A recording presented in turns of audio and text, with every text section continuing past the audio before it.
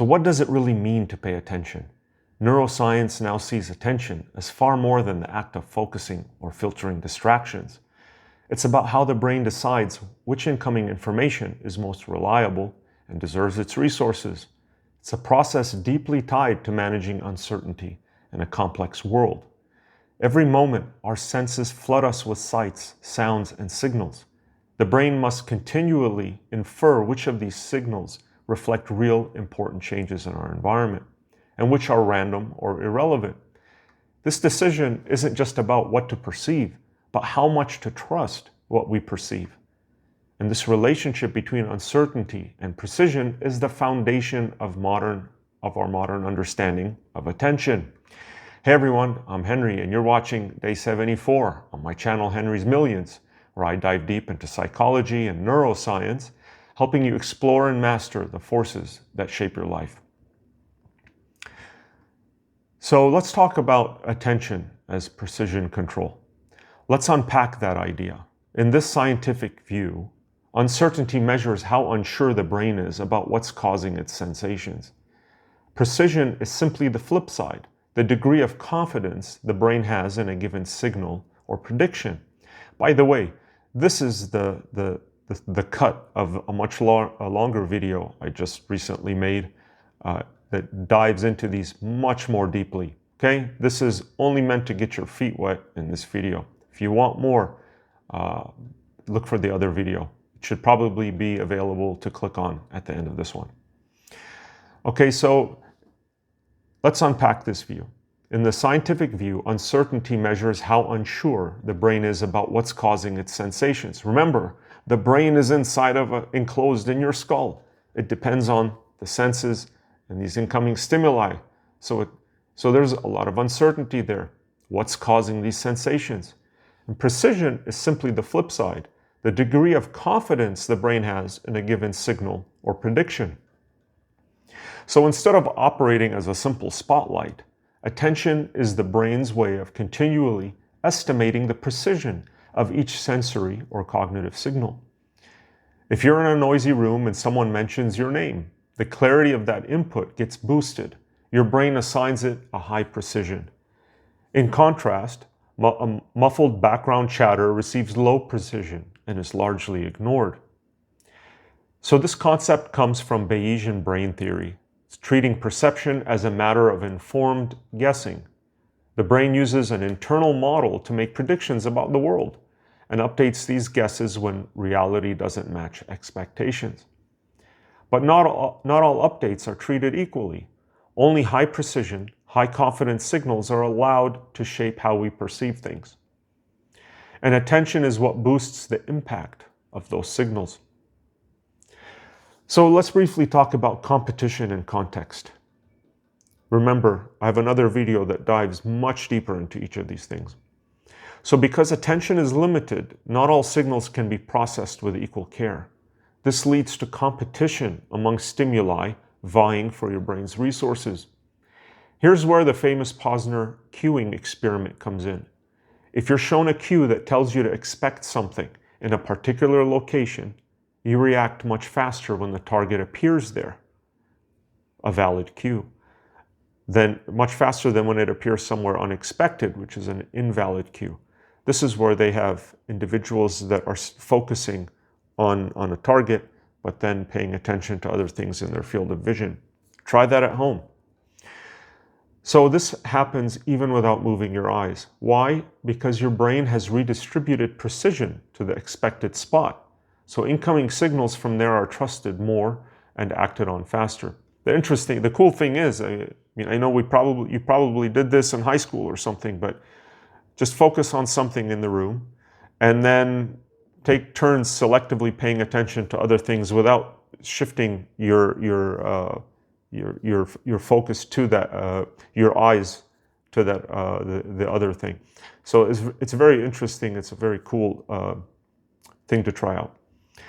So this isn't a special spotlight layered on top of seeing. It's an emergent property of the brain assigning more precision where it expects high-value data. The same competitive principle explains why multiple distractions in a scene can make it harder to focus.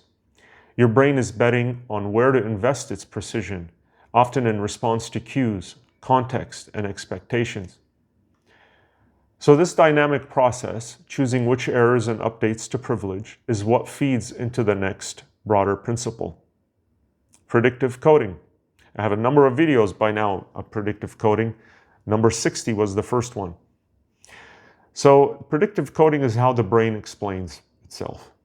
The brain doesn't just passively receive data. It's constantly predicting what's likely to come next, based on an internal model built from past experience and current context.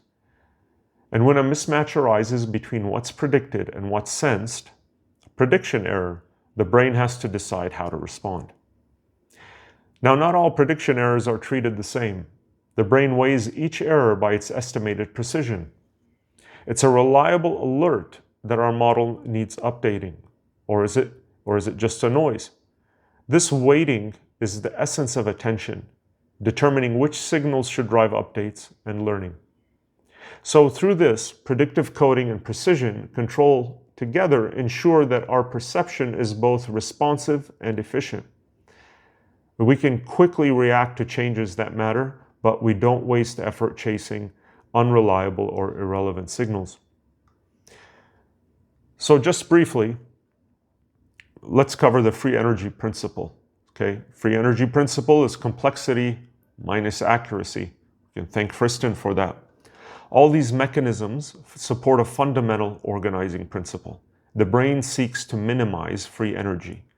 In this context, free energy is a mathematical stand-in for how surprised our brain is by the sensory input, given its internal model of the world.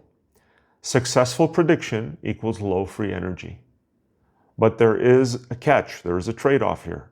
Mathematically, free energy is expressed as complexity minus accuracy. So accuracy is how well does our current model explain the data. Better prediction means higher accuracy. But there's complexity as well. How much has our model changed? How far has it diverted from simpler prior beliefs to accommodate new evidence? More detail means higher complexity. So improving accuracy typically requires expanding your internal model, making it more detailed, nuanced, and complex. And this comes at a real cost. More energy is required to compute, store, and maintain the elaborate model. And if the brain always favored absolute detail or accuracy, it would end up with a cumbersome, inflexible system. If it always favored simplicity, low complexity, it would miss essential details. So by finding the optimal middle ground, minimizing free energy, the brain ensures perception is neither rigid nor overwhelmed, but just good enough for survival. So what are the implications for your daily life? And what does this mean for how we live and grow together? First, mental effort and fatigue reflect the energy costs of increasing internal model complexity in the pursuit of greater accuracy. When you learn a new skill or seek deeper understanding, you're paying the brain-based price for those gains, sometimes leading to cognitive overload if unchecked, or mental fatigue. Second, distraction management becomes a matter of controlling which updates and details are truly worth increasing your model's complexity for. In a world of constant updates and limitless information, selective attention is crucial for sustainability. And finally, learning and mindfulness can be reinterpreted as conscious efforts to optimize this trade-off, choosing what to focus on and when to simplify or enrich your understanding. It's not just a strategy, it's a reflection of how healthy cognition works. So what if we try to live in this sweet spot? Attention, perception, and learning are all forms of the same deep balancing act. The brain's optimization of complexity and accuracy, guided by Friston's free energy principle. We thrive not by chasing perfect detail, but by constantly adjusting our internal model, focusing where it matters, and keeping things as simple as possible without losing what's essential. Now, this isn't just a neuroscientific insight. It's a practical guide for mastering focus, growth, and resilience in a world that's always changing. So thank you for watching this video today. And please take a second to like and subscribe to Henry's Millions. It motivates me to keep making these videos for you. Thanks.